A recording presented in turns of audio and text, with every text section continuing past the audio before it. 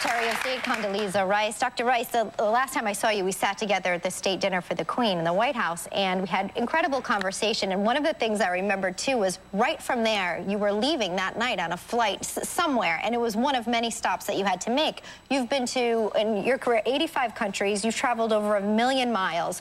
Have you ever awakened and felt as though you'd had no clue where you were? I've even awakened in my own bed and not been sure where I was. Sure, it happens. Do you have packing tips for women? Well, my main packing tip is, first of all, I have everything in groups. Black group, gray group, brown group, so that I can carry a group. Yeah. Secondly, always carry a black pantsuit, just in case they forgot to tell you that it's a cocktail affair. Then you have dressy jewelry, you're ready to go. Okay. And when you travel abroad, carry a pantsuit, because you suddenly learn, as I did one time, that the Japanese intend to have the dinner on the floor, and you only brought a dress. I never made that mistake again. So. Thank you. You were so disciplined. Is it true that when you traveled, you used to try to have a treadmill in every place you were? Elliptical was preferable. I got up at least an hour for exercise every morning. What time did you used to get up every day? Well, at home, I got up at 4:30. Abroad, That's great. Americans like to do things early, so most people wouldn't start the meetings till a little bit later when we were abroad, so I could actually get up at 5 o'clock when I was abroad.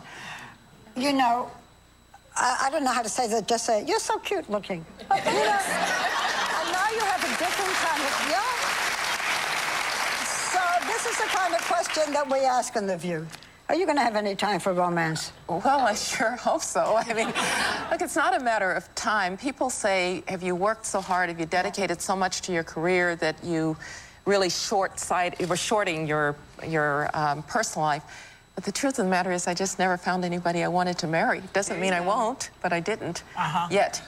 Now, I have to ask this question because the look on your face as it was happening was kind of fantastic. Was it a dream of yours to go play in Buckingham Palace? Yes. As a little kid? Play piano. I played piano. Right. I played piano. As a little child, did you think I would like to play in front of a queen? Well, I didn't really think... I thought I was going to play Carnegie Hall. I mean, I was a music major, and then I realized, you know, that day that you meet those 12-year-olds who can play from sight everything it took you all year to learn, and you think, maybe I'll end up playing at Nordstrom or in a piano bar, but not at Carnegie Hall. Yeah, I can see you at the piano bar. I wanted to play in Carnegie Hall, but Buckingham Palace was great. I thought we were just going to play in Buckingham Palace, and that day, they said, oh, and by the way, Her Majesty's going to stop by. And I thought, oh, okay, this is taking on a slightly different path. But she was wonderful. She's a very charming and lovely lady. She really is. Did you play God Save the Queen? No, I played Brahms. I played Brahms. Condoleezza, you are a big champion for education for children, and you're working on several projects for children. Can you tell us about that? Well, I really believe that unless our children are well educated, we're not going to compete as Americans. And I really believe that as Americans, the one thing that holds us together is that we really do believe you can come from humble circumstances and do extraordinary things, that it doesn't matter where you came from, it matters where you're going. And for too many of our kids these days, the educational system is failing them, and it's not true for them. And so back in 1992 with some friends, I started a program called the Center for a New Generation out in the Bay Area. It's an after-school and summer program, gives kids instrumental music, hands-on math, science. It was originally 5th through 8th grade, now it's 1st through 8th grade, and there are now 5 of them. And they're associated with the Boys and Girls Clubs. And I'd like to see if we can kind of franchise some of those around the country, because I just, as an educator, it really just makes me so angry when kids don't get a chance to learn. All of us had a chance to learn. And we just have to make sure that it's true for all our kids. What are you going to do next? I'm sorry. That's right. I have a very important question. Go ahead, Donna. Who do you have in the Super Bowl? Oh. She's a big fan. That's what I wanted to know. Yeah. Well, there's the who do I want to win and who do I think will win. Right, who do you think will win? I think that Pittsburgh defense is pretty tough. But I want... But I'm pulling for Arizona. Yes. Okay.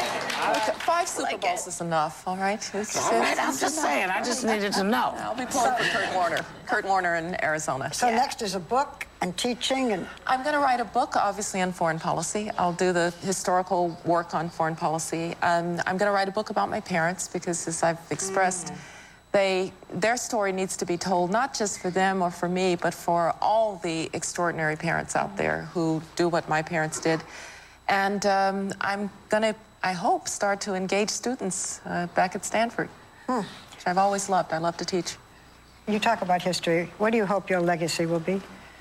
I'll let somebody else write the legacy, but I hope that people will say that we cared about a few things, that we really believed that no man, woman, or child should be condemned to live in tyranny, that it's not right for people to have no say in who's going to govern them, and that we believed that it was true for people of the Middle East, just like it's true for people in America or any place else.